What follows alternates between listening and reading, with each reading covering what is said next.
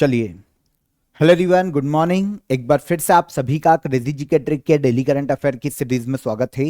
शुरू करेंगे आज के सेशन को। हमारी डेली करंट अफेयर की सीरीज को हम आगे बढ़ाएंगे और यहां पर डिस्कस करेंगे 27 दिसंबर के सभी इंपॉर्टेंट करंट अफेयर को।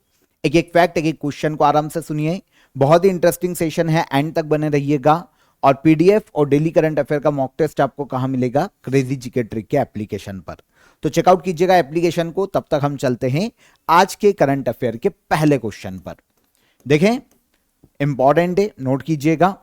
25 दिसंबर 2025 को राष्ट्रपति द्रौपदी मुर्मू के द्वारा भारतीय संविधान को किस लिपि में जारी किया गया है? भारत की प्रेसिडेंट द्रौपदी मुर्मू ने इंडियन कॉन्स्टिट्यूशन को हाल ही में संथाली लैंग्वेज में जारी किया है। जो संथाली लैंग्वेज बोलने वाले स्थानीय लोग हैं, इंडिया के काफी अलग अलग स्टेट में देखने को मिलते हैं, तो वो इंडियन कॉन्स्टिट्यूशन को समझ सकें स्थानीय रूप से, इसीलिए भारतीय संविधान को संथाली लैंग्वेज में या संथाली लिपि में भी लॉन्च किया गया है। भारत की प्रेसिडेंट द्रौपदी मुर्मू ने कॉन्स्टिट्यूशन की इस प्रति को हाल ही में लॉन्च किया। देखिए, ये जो कॉन्स्टिट्यूशन है ना, एक्चुअल में ओल्ड चिकी लिपि में लिखा गया है। अब आप बोलेंगे सर, ओल्ड चिकी लिपि क्या होती है? तो संथाली को लिखने के लिए जिस लिपि का यूज किया जाता है वो है ओल्ड चिकी लिपि। यह क्वेश्चन एग्जाम में पूछा जा सकता है, इसे आपको याद रखना चाहिए। वैसे तो देखिए, संथाली लैंग्वेज को लिखने के लिए देवनागरी लिपि और अलग अलग लिपि का यूज किया जाता था, लेकिन सबसे ऑथेंटिक जो लिपि मानी जाती है संथाली को लिखने के लिए, वो कौन सी है? ओल्ड चिकी लिपि। तो जो इंडियन कॉन्स्टिट्यूशन का अभी जो एडिशन लाया गया है, नया वर्जन लाया गया है, ये ओल्ड चिकी लिपि में, और ओल्ड चिकी लिपि संथाली लैंग्वेज को लिखने के लिए यूज की जाती है। ओके, तो संथाली भाषा की ही ट्रेडिशनल एक लिपि है, स्क्रिप्ट है, जिसे ओल्ड चिकी लिपि कहा जाता है।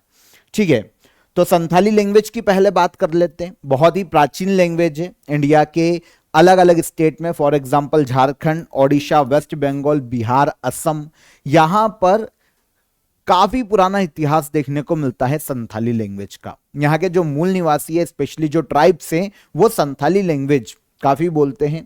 पीढ़ी दर पीढ़ी परंपरागत रूप से ये लैंग्वेज चलती आ रही है, और इन सभी राज्यों में जो संथाली बोलने वाले लोग हैं ना, ये मतलब एक मदर लैंग्वेज के रूप में यूज करते हैं, क्योंकि परंपरागत रूप से ये चलती आ रही, तो मातृभाषा के रूप में इसे बोला जाता है। भारत के अलग अलग राज्यों में बड़ी संख्या में बोली जाती है।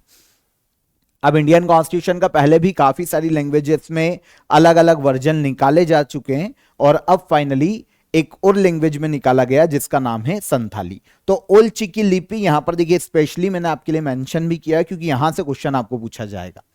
देखिए, 1925 में रघुनाथ मुर्मू जी ने ओल्ड चिकी लिपि को लॉन्च किया था सबसे पहली बार। ओके, तो यहां पर 2025 में इसके 100 साल पूरे हुए, मतलब शताब्दी वर्ष है ओल्ड चिकी लिपि का। इसी उपलक्ष्य में, 100 साल के उपलक्ष्य में ही संथाली भाषा में एक नया वर्जन कॉन्स्टिट्यूशन का लाया गया है, संथाली वर्जन के रूप में।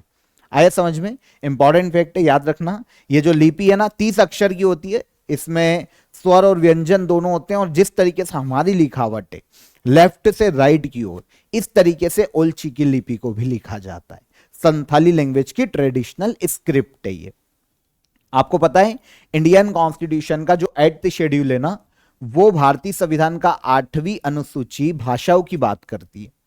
वैसे 8वीं अनुसूची 22 भाषाओं की बात करती है, 22 इंडियन लैंग्वेजेस है जिन्हें संवैधानिक भाषा का दर्जा दिया गया है।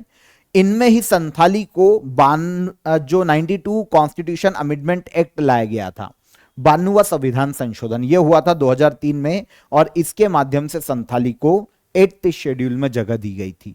मतलब संथाली लैंग्वेज भारतीय संविधान में संवैधानिक लैंग्वेज के रूप में दर्जा प्राप्त भाषा है, और अब इंडियन कॉन्स्टिट्यूशन को इसी भाषा में लॉन्च किया गया है। सिंपल। केंद्रीय मंत्री मनोहर लाल ने सुबनसिरी लोअर जल विद्युत परियोजना की 250 मेगावाट की दूसरी यूनिट का इनॉग्रेशन किया है। यह परियोजना भारत के किस राज्य में स्थित है? तो मनोहर लाल जी ने सुबनसिरी लोअर जल विद्युत परियोजना, इसकी सेकेंड यूनिट का इनॉग्रेशन किया है। सुबनसिरी लोअर जल विद्युत परियोजना, ये 8 यूनिट है टोटल, और यहां पर हर यूनिट 250 मेगावाट की होने वाली, मतलब टोटल 2000 मेगावाट का हाइड्रो इलेक्ट्रिक पावर प्रोजेक्ट है। और यह देखने को मिलता है भारत के अरुणाचल प्रदेश राज्य में। आंसर हो जाएगा अरुणाचल प्रदेश। पहली चीज कि मनोहर लाल कौन सी मिनिस्ट्री संभालते हैं, तो union minister of power, housing and urban affair, ये है मनोहर लाल। ठीक है, तो इन्होंने वर्चुअली, हालांकि मतलब वर्चुअली माध्यम से यूनिट 2 का इनॉग्रेशन किया है सुबनसिरी लोअर जल विद्युत परियोजना की। पहली यूनिट इसकी पहले लॉन्च की जा चुकी थी, उसका इनॉग्रेशन पहले हो चुका है, और अब दूसरी यूनिट का इनॉग्रेशन किया गया है वर्चुअली। 2000 मेगावाट टोटल कैपेसिटी है सुबनसिरी लोअर जल विद्युत परियोजना की। हर जो यूनिट है, 8 यूनिट है टोटल 2000 मेगावाट की, तो हर यूनिट 250 मेगावाट की। दूसरी यूनिट का इनॉग्रेशन हुआ है 2026-27 में। बाकी जो यूनिट बच रही है उन सभी यूनिट को चालू कर दिया जाएगा, ऐसा गवर्नमेंट का कहना है। ये जो परियोजना है ना, प्रति वर्ष 74 करोड़ यूनिट से अधिक रिन्यूएबल एनर्जी प्रोड्यूस करने वाली हाइड्रो इलेक्ट्रिक प्रोजेक्ट है। यहां पर अरुणाचल प्रदेश में अगर आप मैप पर देखेंगे तो यहां पर आपको यह परियोजना देखने को मिल जाएगी। अच्छा, किस रिवर पर है, तो नाम ही है रिवर का सुबनसिरी रिवर। जो अरुणाचल प्रदेश में सुबनसिरी डिस्ट्रिक्ट है, वहां पर लोअर सुबनसिरी डिस्ट्रिक्ट में अरुणाचल प्रदेश में सुबनसिरी रिवर पर ही यह परियोजना है। अब ये जो रिवर है ब्रह्मपुत्र रिवर की सबसे बड़ी ट्रिब्यूटरी, सबसे बड़ी सहायक नदी, जिस पर अरुणाचल प्रदेश में यह हाइड्रो पावर प्रोजेक्ट बनाया गया है। क्योंकि आपको पता है अरुणाचल प्रदेश ने 2025 से 2035 तक का जो टाइम पीरियड है ना, इसे जल विद्युत दशक घोषित किया है। ओके, हाइड्रो पावर या हाइड्रो इलेक्ट्रिक पावर डिकेड किसने घोषित किया इंडिया में? अरुणाचल प्रदेश ने 2025 से 2035 को। अरुणाचल प्रदेश चाहता है कि उसकी जो कैपेसिटी है ना, जल विद्युत उत्पादन क्षमता है, वो उसको अचीव कर पाए, ताकि रिन्यूएबल एनर्जी में वो आत्मनिर्भर बन पाए। उसी के तहत सुबनसिरी रिवर पर यह सुबनसिरी लोअर हाइड्रो प्रोजेक्ट हमको देखने को मिलता है। 2000 मेगावाट इसकी कैपेसिटी है। National hydro electric power corporation NHPC इसका निर्माण कर रहा है। दूसरी यूनिट हाल ही में शुरू की गई है। कुछ और प्रोजेक्ट जो कि 2025 में चर्चा में रहे अलग अलग जगह पर अलग अलग कारणों से, तो एक टाटो सेकेंड हाइड्रो पावर प्रोजेक्ट, यह भी भारत के अरुणाचल प्रदेश राज्य में है, 700 मेगावाट का प्रोजेक्ट है। इसके अलावा कलाई सेकेंड हाइड्रो पावर प्रोजेक्ट, ये अरुणाचल प्रदेश में ही देखने को मिलता है, 1200 मेगावाट की इसकी विद्युत उत्पादन क्षमता है। तो मैंने आपको बोला ना, हाइड्रो इलेक्ट्रिक डिकेड घोषित किया है, तो लगातार अरुणाचल प्रदेश अपने जो हाइड्रो पावर प्रोजेक्ट है उन पर काम कर रहा है। इनके अलावा एक भूटान में बहुत ही फेमस सुर्खियों में रहा था Wangchu hydro power project. India और भूटान के मध्य में ये संयुक्त परियोजना है, हालांकि ये भूटान में बनाई जा रही है। 570 मेगावाट इसकी विद्युत उत्पादन क्षमता है। एक अरुणाचल प्रदेश में हियो हाइड्रो पावर प्रोजेक्ट 240 मेगावाट का है। अरुणाचल प्रदेश में टाटो 1 हाइड्रो पावर प्रोजेक्ट भी देखने को मिलता है, जो कि 186 मेगावाट कैपेसिटी रखता है। तो ये अदर जो 2025 में सुर्खियों में रहे उनके बारे में मैंने आपको बताया है शॉर्ट में। डीआरडीओ ने आकाश एनजी मिसाइल सिस्टम का सफल परीक्षण किया है। यह किस प्रकार की मिसाइल है? आकाश एनजी, एनजी यहां पर है न्यू जनरेशन। तो आकाश एनजी, आकाश जो हमारी पुरानी आकाश मिसाइल सिस्टम है उसका ही नया वर्जन, अपडेटेड वर्जन है आकाश एनजी। तो इसका सफल परीक्षण किया है डीआरडीओ ने आंध्र प्रदेश में, ओडिशा में चांदीपुर फील्ड फायरिंग रेंज है ना। तो चांदीपुर का जो रेंज है जहां पर हमारी मिसाइल को टेस्ट किया जाता है नॉर्मली डीआरडीओ के द्वारा ओडिशा राज्य में, तो वहीं पर आकाश एनजी मिसाइल की भी सफलतापूर्वक टेस्टिंग की गई है। आपको पता है आकाश मिसाइल सिस्टम सतह से हवा में मार करने वाला मिसाइल सिस्टम है, मतलब surface to air missile system है आकाश। अब इसका जो नेक्स्ट जनरेशन वाला वर्जन है उसे लॉन्च किया गया है, न्यू जनरेशन या नेक्स्ट जनरेशन हम इसको बोल सकते हैं। तो डीआरडीओ ने सक्सेसफुली इसके सारे टेस्ट कर लिए। बहुत ही जल्दी ये इंडियन आर्मी को सौंप दी जाएगी, इंडियन आर्मी में शामिल की जाएगी। टेस्ट किया गया है ओडिशा के चांदीपुर में इंटीग्रेटेड टेस्ट रेंज पर। मिसाइल पुरानी आकाश मिसाइल का ही एडवांस वर्जन है। जब हम पुरानी आकाश मिसाइल की बात करते हैं ना, तो वो उसकी मारक क्षमता हवा में केवल 25 से 30 किलोमीटर तक ही देखने को मिलती है।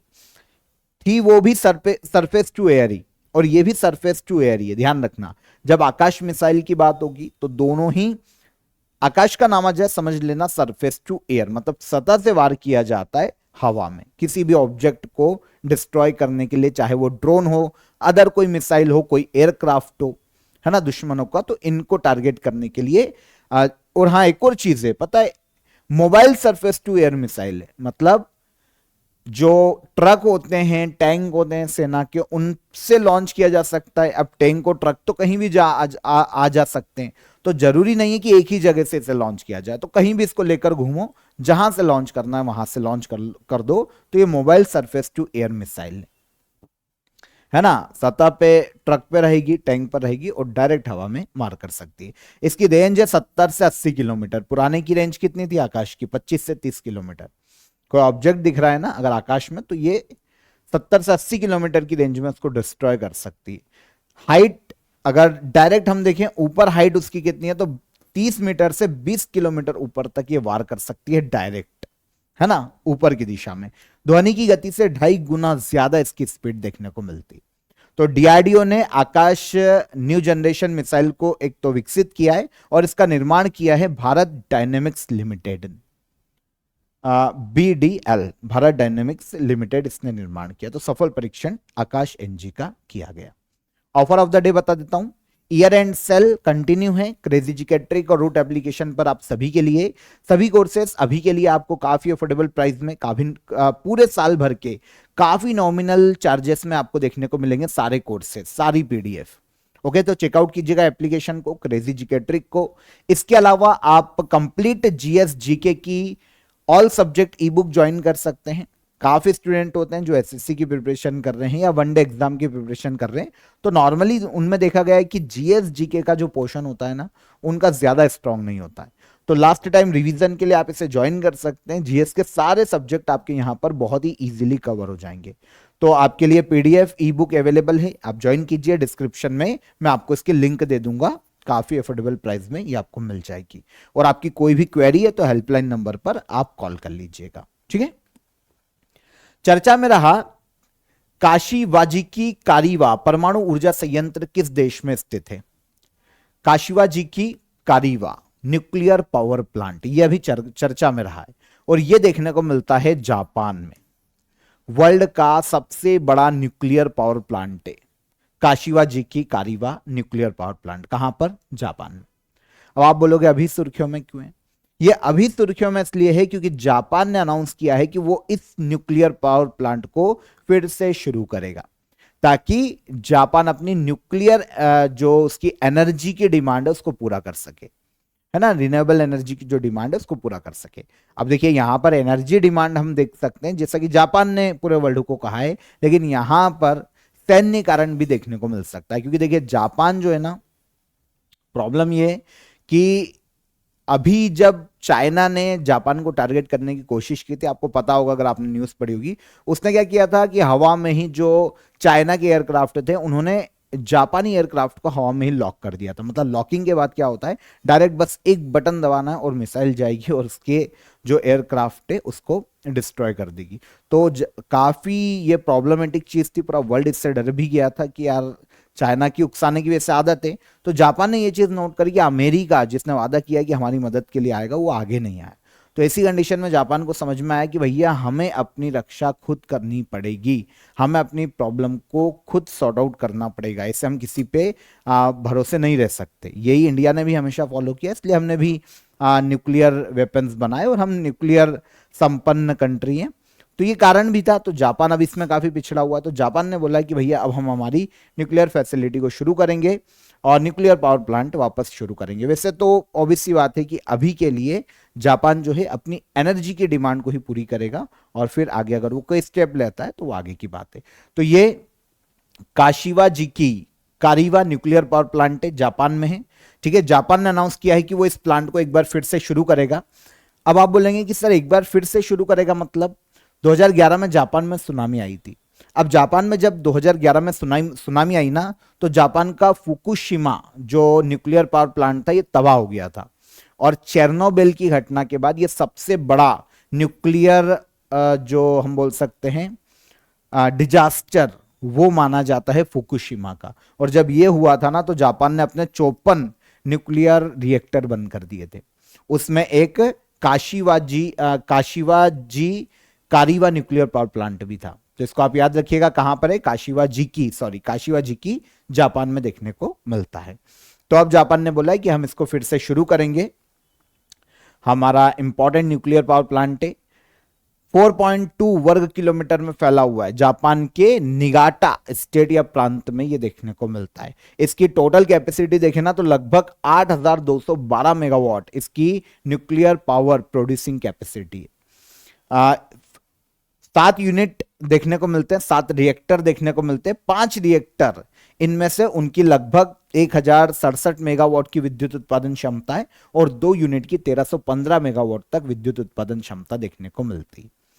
तो काशिवाजी की कारीवा न्यूक्लियर पावर प्लांट कहां पर है, जापान में। ठीक है, सबसे बड़ा न्यूक्लियर पावर प्लांट है ना, ये 8000 मेगावाट से ज्यादा है। कहीं कहीं हमें इसका डेटा अलग अलग देखने को मिलता है, तो आप इसको नोट कर लीजिएगा। यहां पर एप्रोक्स में मैंने बताया, जो कि अधिकतर हमको साइट पे देखने को मिल रहा है। ठीक है, सेकेंड है Kori nuclear power plant, South Korea में है।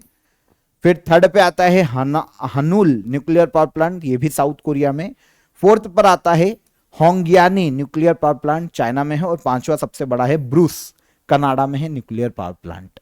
ये वर्ल्ड के टॉप 5 न्यूक्लियर पावर प्लांट है मेगावाट कैपेसिटी में, विद्युत उत्पादन क्षमता के आधार पर। इंडिया के अगर हम इंपॉर्टेंट न्यूक्लियर पावर प्लांट देखें, तो सबसे बड़ा हमारे पास है कुडनकुलम न्यूक्लियर पावर प्लांट, कहां पर, तमिलनाडु। इसकी विद्युत उत्पादन क्षमता ऑलमोस्ट 6000 मेगावाट है। 6 प्लांट है यहाँ पर, 6 रिएक्टर है, सबकी 1000 मेगावाट विद्युत उत्पादन क्षमता देखने को मिलती है। तो कुडनकुलम तमिलनाडु। तारापुर परमाणु ऊर्जा संयंत्र महाराष्ट्र में है। काकरापार गुजरात में। रावत भाटा न्यूक्लियर पावर प्लांट है राजस्थान। केगा न्यूक्लियर पावर प्लांट है Karnataka. Narora nuclear power plant है उत्तर प्रदेश। कलपक्कम या मद्रास न्यूक्लियर पावर प्लांट है तमिलनाडु। और जेतपुर न्यूक्लियर पावर प्लांट है महाराष्ट्र। नोट कर लीजिएगा पॉज करके, सबसे इंपॉर्टेंट और सबसे बड़ा Kudankulam. International Pandemic Preparedness Day हर साल कब मनाया जाता है, अंतरराष्ट्रीय महामारी तैयारी दिवस। यह डे हर साल मनाया जाता है 27 दिसंबर को पूरे वर्ल्ड में। अब नाम से आपको समझ में आ गया होगा, एक्चुअल में देखिए महामारी जो पैंडेमिक है ना, कोविड के बाद हमने देखा है कि वो पूरे वर्ल्ड में कैसी तबाही मचा सकता है। तो कोविड के बाद पूरे वर्ल्ड को ये एहसास हुआ, जो वर्ल्ड के बड़े बड़े ऑर्गेनाइजेशन है इंटरनेशनल लेवल पर, जो कंट्रीज है, उनको एहसास हुआ कि ऐसे पैंडेमिक में सभी देशों को मिलकर काम करना चाहिए। तो ऐसी कंडीशन में काफी सारी योजनाएं लाई गई, काफी सारे कन्वेंशन साइन किए गए हैं। पैंडेमिक कन्वेंशन भी साइन हुआ था, अभी वर्ल्ड का पहला महामारी पर कन्वेंशन था। तो उसी क्रम में इंटरनेशनल पैंडेमिक प्रिपेयर्डनेस डे भी मनाया जाना शुरू किया गया। और यह शुरू किया गया 2020 में, क्योंकि कोविड आया था 2019 के एंड में, कोविड-19, और 2020 में हमने देख लिया था कैसी हालत थी। तो 2020 में ही 7 दिसंबर 2020 को यूनाइटेड नेशन जनरल असेंबली ने इसका प्रस्ताव पास किया था 7 दिसंबर को। और यह अनाउंस किया गया कि 27 दिसंबर से मनाएंगे अंतरराष्ट्रीय महामारी तैयारी दिवस। तो इसी साल 2020 में 27 दिसंबर को पहली बार मनाया गया अंतरराष्ट्रीय महामारी तैयारी दिवस। उद्देश्य क्या है, वर्ल्ड के सभी लोगों को और देशों को पेंडेमिक या महामारी से पहले तैयार रहना चाहिए, इसके महत्व को बताना, वर्ल्ड को एकजुट करना, लोगों को एकजुट करना और पेंडेमिक के प्रति अवेयरनेस फैलाना। यह उद्देश्य है इंटरनेशनल पेंडेमिक प्रिपेयर्डनेस डे मनाए जाने का। ओके, 27 दिसंबर को मनाया जाता है। 7 दिसंबर को अनाउंस हुआ था 2020 में और पहली बार इसी मंथ में मना लिया गया। 2025 में strengthening global health system for future crisis, यह थीम रखी गई है इंटरनेशनल पेंडेमिक प्रिपेयर्डनेस डे की। इजी क्वेश्चन अच्छा था और थीम भी यहां पर याद रखिएगा। अयोध्या में भगवान राम की 800 किलोग्राम वजनी पेंटिंग को बेंगलुरु से डाक विभाग के द्वारा लाया गया है।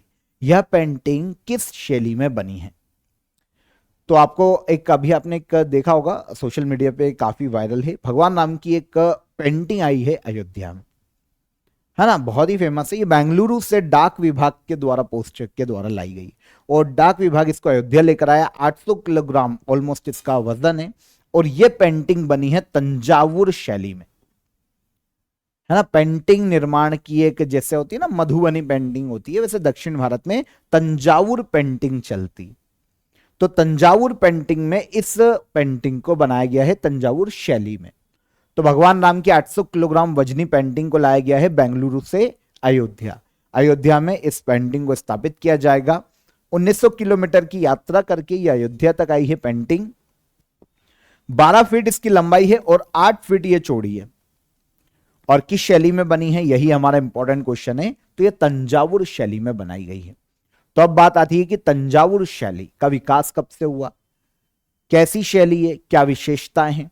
तो पहली चीज तो ये कि तंजावुर पेंटिंग की बात करते हैं तो तंजावुर शैली जो कि दक्षिण भारत में चित्रकला की एक शैली है, ध्यान रखना। स्पेशली तमिलनाडु के तंजावुर में जो सिटी है ना, तमिलनाडु में तंजावुर है, उस सिटी के नाम पर इसका नाम पड़ा है क्योंकि यहीं से इसकी उत्पत्ति मानी जाती है इस पेंटिंग शैली की, तंजावुर की, तमिलनाडु के तंजावुर से। दक्षिण भारत में जब चोला डायनेस्टी का शासन था ना, तो तंजावुर चोला डायनेस्टी की कैपिटल थी और उसी वक्त तंजावुर शैली धीरे धीरे विकसित हुई और आगे चलकर फिर चोला के बाद विजयनगर डायनेस्टी के जो शासक थे उन्होंने या मराठा शासकों ने इस शैली को और ज्यादा संरक्षण दिया और इसको समृद्ध बनाया। आगे चलकर फिर यह दक्षिण भारत में अधिकतर क्षेत्रों में फैली थी तंजावुर शैली। विशेषता देखें ना तो ज्यादातर देवी देवता भगवानों की प्रतिमाओं का ही निर्माण किया जाता है इस शैली में। पेंटिंग, प्रतिमाएं बोलना गलत है, पेंटिंग का ही निर्माण किया जाता है। और यहां पर एक और चीज की, एक तो गोल्ड फॉइल देखने को मिलती है, सोने का यूज किया जाता है और उभरी हुई आकृति देखने को मिलती है। अगर आप भगवान राम की पेंटिंग देखेंगे तो उसमें भी आपको भगवान राम उभरे हुए दिखाई देंगे, है ना। इसे पालागई पदम के नाम से जाना जाता है तंजावुर शैली या पेंटिंग को। पालागई पदम जिसका अर्थ होता है लकड़ी के तख्ते पर बना हुआ चित्र। तो एक लकड़ी के तख्ते पर इस चित्र को उकेरा जाता है और लकड़ी के तख्ते पर ही बनाया जाता है। तो अगर हम फीचर्स देखें, विशेषताएं देखें तंजावुर पेंटिंग की, तो सोने की परत का यूज किया जाता है, 24 कैरेट गोल्ड की परत यूज की जाती है, पन्नी पेंटिंग को चमकदार बनाती है। फिर उभरी हुई आकृति, है ना, आपको दिखेगा 3D मॉडल जैसा होता है ना, वैसी आपको पेंटिंग दिखाई देगी। देवी देवताओं की थीम पर ही अधिकतर बनाए जाते हैं, भगवान राम की पेंटिंग है। फिर चमकीले रंगों का यूज किया जाता है। अगर आप ये पेंटिंग देख पा रहे ये वाली, तो चमकीले रंगों का यूज किया जाता है पूरी पेंटिंग में और रत्नों का भी यूज किया जाता है। ठीक है, तो ये कुछ विशेषताएं हैं इसकी।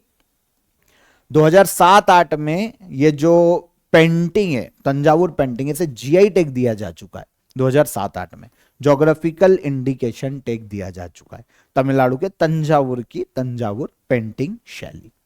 ओके, आगे चलेंगे। ग्लोबल फूड सिटी रैंकिंग 2025-26 में मुंबई शहर ने कौन सा स्थान प्राप्त किया है?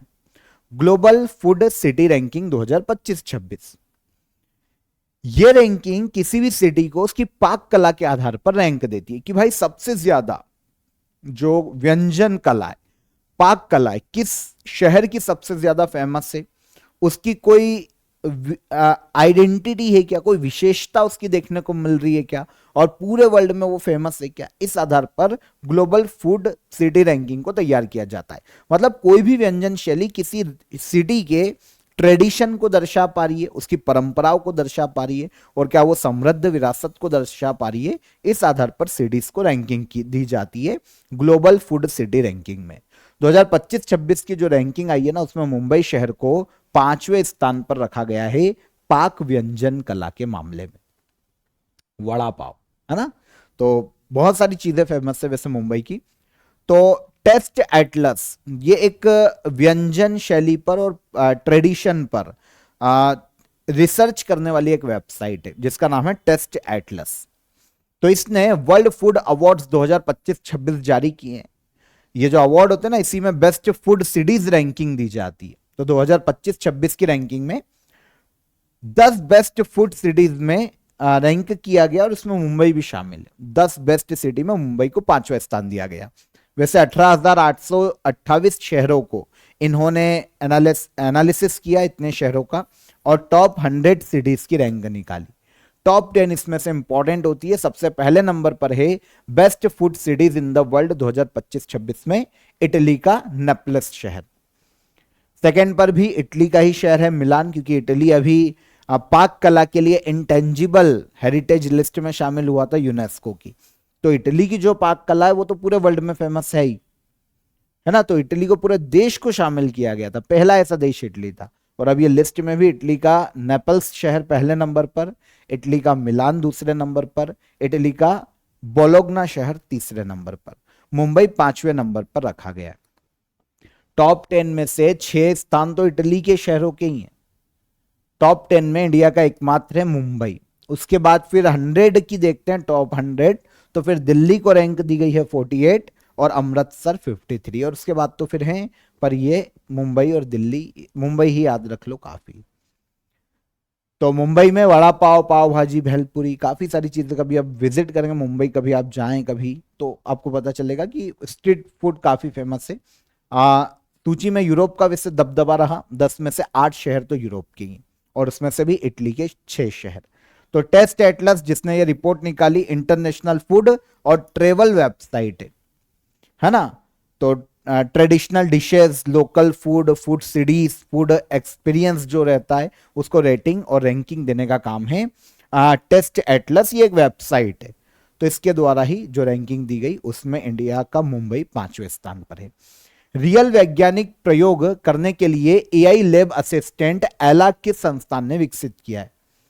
रियल वैज्ञानिक प्रयोग करने के लिए, एक्सपेरिमेंट करने के लिए एक एआई लैब असिस्टेंट एला को डेवलप किया है पहली बार इंडिया में आईआईटी दिल्ली ने। अभी तक जो एआई असिस्टेंट होते थे ना, केवल इंफॉर्मेशन देते थे। फॉर एग्जाम्पल, अगर आप चैट जीपीटी का, जेमिनी का यूज करते होंगे, आपने कुछ इसको प्रॉम्प्ट दिया, कुछ आपने उससे पूछा और उसने इंफॉर्मेशन आपको प्रोवाइड की, सही है, कुछ कोडिंग दी और उसने इंफॉर्मेशन प्रोवाइड की। लेकिन आईआईटी दिल्ली के जो साइंटिस्ट है ना, उन्होंने क्या किया, एला नाम का एक एआई लैब असिस्टेंट बना लिया। अब ये क्या करेगा पता है? जब इसको कोडिंग दे दी जाएगी ना कि ये कर दो तुम, तो वो टेस्टिंग करेगा, वो एक्सपेरिमेंट करेगा खुद। इंडिया में ये पहली बार होगा। तो एला को विशेष रूप से एटॉमिक फोर्स माइक्रोस्कोप जैसी जो बहुत हार्ड जो साइंटिफिक उपकरण होते ना, इनको यूज करने की ट्रेनिंग दी जा रही कि ये खुद यूज करे और साथ ही साथ एक्सपेरिमेंट करे लैब में। कोडिंग दे दी कि तुम तो एक्सपेरिमेंट करो और देखो कि क्या क्या संभावना हो सकती है कि हमको 100% एक्यूरेसी चाहिए और ये चीज बन पा रही है क्या, ऐसा हो पा रहा है क्या, तो वो खुद एक्सपेरिमेंट भी करेगी। एला एक्सपेरिमेंट ही नहीं करता सिर्फ, बल्कि रिजल्ट का एनालिसिस भी करता है और उसकी क्वालिटी भी सुधारता है बाद में। खुद ने एक्सपेरिमेंट कर लिया, देख लिया कि यार नहीं यार ये ऐसा नहीं बन पाया जैसा चाहिए, तो फिर से वो रिजल्ट भी दे रहा है, एनालिसिस भी कर रहा है और अपने को इंप्रूव भी कर रहा है। तो ये एआई लैब असिस्टेंट है जिसे विकसित किया है आईआईटी दिल्ली ने। हाल ही में किस प्रकाशक को फ्रांस के प्रतिष्ठित Chevalier de l' Ordre des Arts et des Lettres award से सम्मानित किया गया है? बहुत बड़ा अवार्ड का नाम है, मैं केवल शेवलियर डी बोलूंगा, समझ लेना इसी अवार्ड की बात हो रही है, क्योंकि इतना बड़ा नाम बार बार नहीं ले पाऊंगा। तो शेवलियर डी अवार्ड ये फ्रांस का अवार्ड, ध्यान रखना। फ्रांस सरकार के द्वारा नॉर्मली क्या होता है, साहित्य के क्षेत्र में, और स्पेशली साहित्य के क्षेत्र में ही मानो, स्पेशली तो साहित्य के क्षेत्र में दिया जाने वाला अवार्ड है।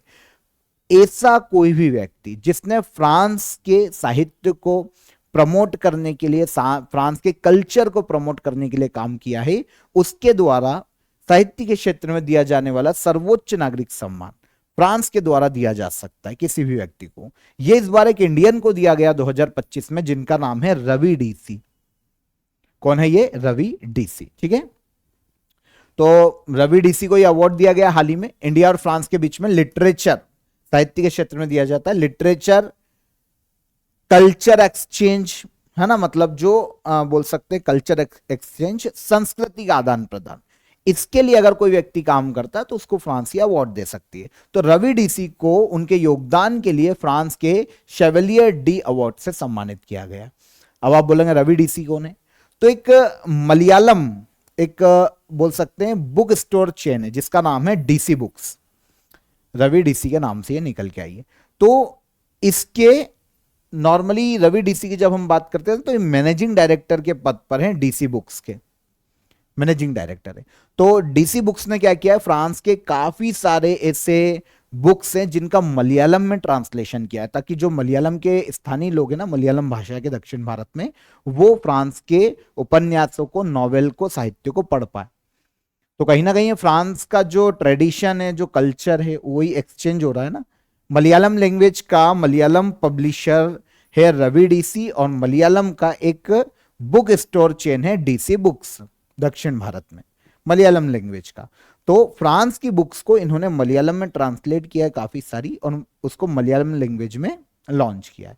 तो इसीलिए, क्योंकि ये फ्रांस के ट्रेडिशन को, वहां के नॉवेल को, साहित्य को, संस्कृति को पहुंचा रहे हैं मलयालम लैंग्वेज में, तो फिर रवि डीसी को दिया गया शेवेलियर डी अवार्ड। किसके द्वारा? फ्रांस सरकार के द्वारा। तो यह आर्ट और लिटरेचर के क्षेत्र में दिया जाने वाला अवार्ड है, आर्ट साहित्य इस क्षेत्र में दिया जाता है, और 1957 में इस अवार्ड की फ्रांस सरकार ने शुरुआत की थी। इजी? ओके। लास्ट क्वेश्चन, वैसे इसको हम कल डिस्कस कर चुके हैं, लेकिन कल हमने इसको नोट में डिस्कस किया था, तो आज हमने इसको क्वेश्चन में लिया है क्योंकि ये इंपॉर्टेंट है। तो यहां पर हम देख लेते हैं, the great sanctions hack why economic sanctions don't work the way we expect, पुस्तक किसके द्वारा लिखी गई है? तो इस बुक को लिखने का श्रेय दिया जाता है उर्जित पटेल को। कल डिस्कस किया था हमने। एक्चुअल में देखिए, द ग्रेट सेंशंस हैक, इस बुक में उर्जित पटेल, जो कि आरबीआई के पूर्व गवर्नर रहे हैं, इन्होंने बताया है जो इकोनॉमिक्स सैंक्शंस लगाए जाते हैं देश के द्वारा, जैसे अमेरिका ने इंडिया पर लगाए, टैरिफ बढ़ा दिया, काफी सारे इकोनॉमिक सैंक्शंस भी लगाए हैं, तो ये सैंक्शंस का किसी भी देश की इकोनॉमी पर क्या नेगेटिव इफेक्ट पड़ता है, क्या प्रभाव पड़ता है, देश की अर्थव्यवस्था पर, वर्ल्ड की अर्थव्यवस्था पर क्या प्रभाव पड़ता है, इसके बारे में उर्जित पटेल ने अपनी इस बुक में बताया है। तो उर्जित पटेल की the great sanctions hack why economic sanctions don't work the way we expect किताब को हाल ही में लॉन्च किया गया। आर्थिक प्रतिबंध, इसके बारे में, इसकी विफलता और ग्लोबल इकोनॉमी पर इसका क्या प्रभाव पड़ता है, बुरे प्रभाव के बारे में इस बुक में बताया गया है। तो याद रखिएगा, पूछी जा सकती है। उर्जित पटेल केनिया में जन्मे, इंडियन इकोनॉमिस्ट है, कल हमने बात की थी इनकी। डिप्टी गवर्नर बने थे ये आरबीआई के 2013 में, और 2016 तक आरबीआई के डिप्टी गवर्नर रहे थे। आगे चलकर 24वें गवर्नर बने आरबीआई के, 2016 से 2018 तक इन्होंने 24वें गवर्नर के रूप में काम किया आरबीआई में। वर्तमान में इंटरनेशनल मॉनिटरिंग फंड के एग्जीक्यूटिव डायरेक्टर के रूप में कार्यरत हैं ये सितंबर 2025 से, उर्जित पटेल। ठीक है, तो इनकी लिखित बुक को हाल ही में लॉन्च किया गया। डन। तो यहां पर 27 दिसंबर के हमारे करंट अफेयर कंप्लीट हो जाते हैं। एक एक फैक्ट को हमने यहां पर बहुत ही इजी वे में और बहुत ही ध्यान से पढ़ा है। अब हम चलते हैं लास्ट डे के करंट अफेयर को रिवाइज कर लेते हैं। भारत में रोलिंग बजट प्रणाली लागू करने वाला पहला राज्य कौन सा है? तो इंडिया में रोलिंग बजट प्रणाली को लागू करने वाला पहला राज्य है मध्य प्रदेश राज्य। अंतर्राष्ट्रीय साइबर अपराध विरोधी दिवस हर साल कब मनाया जाता है? तो यह मनाया जाता है 24 दिसंबर को। 2025 एशियन यूथ पैरा गेम्स की फाइनल मेडल टेली में भारत की क्या रैंक रही? तो इंडिया की रैंक रही 7th। विश्व में प्रसिद्ध धनु यात्रा महोत्सव भारत के किस राज्य में मनाया जाता है? तो यह मनाया जाता है ओडिशा में। न्यू बैलेंस ने किसे अपना पहला भारतीय ब्रांड एम्बेसडर नियुक्त किया है? तो यह हो जाती है जाह्नवी कपूर। पहली बार आयोजित खेलो इंडिया ट्राइबल गेम्स के मैस्कॉट का नाम क्या है? तो यह है मोरवीर। भारत के उपराष्ट्रपति सीपी राधाकृष्णन द्वारा लॉन्च की गई सनातन संस्कृति की अटल दृष्टि पुस्तक किसने लिखी है? तो इस बुक को लिखा है वसुदेव देवनानी ने। रेल विकास निगम लिमिटेड के नए चेयरमैन कौन बनाए गए हैं? तो ये बनाए गए हैं कौन? सलीम अहमद। ओडिशा की पहली महिला मुख्य सचिव का नाम क्या है? तो यह हो जाएगी अनु गर्ग। प्रधानमंत्री ग्राम सड़क योजना की 25वीं वर्षगांठ मनाई जा रही है। प्रधानमंत्री ग्राम सड़क योजना को कब लॉन्च किया गया था? तो यह लॉन्च किया गया था 25 दिसंबर सन 2000 को। ये सारे करंट अफेयर हो जाते हैं, रिवाइज कर लिए हमने। अब क्वेश्चन ऑफ द डे का हम आंसर ले लेते हैं। मानव शरीर में यूरिया बनता है लीवर में। किस पुस्तक ने बुकर प्राइज जीता 2025 में? तो फ्लैश नाम की बुक थी जो कि डेविड सेजले के द्वारा लिखी गई है। विश्व पृथ्वी दिवस कब मनाया जाता है? तो ये 22 अप्रैल को मनाया जाता है। ये तीनों क्वेश्चन के आंसर। अब आज के क्वेश्चन ऑफ द डे, पौधों में प्रकाश संश्लेषण कहां होता है? पहला क्वेश्चन, पावर पॉइंट में पेस्ट करने के लिए स्पेशल पेस्ट की कौन सी है? और थर्ड, माउंट लॉकी लॉकी ज्वालामुखी किस देश में स्थित है? तीनों क्वेश्चन को आराम से नोट कीजिए, कमेंट में आंसर कीजिएगा। सेशन पसंद आया हो तो लाइक और शेयर करके जाइए। चैनल पर पहली बार आए हो तो चैनल को सब्सक्राइब कर लो। फिर मुलाकात करेंगे कल के सेशन में, तब तक ख्याल रखिएगा अपना। जय हिंद, जय भारत।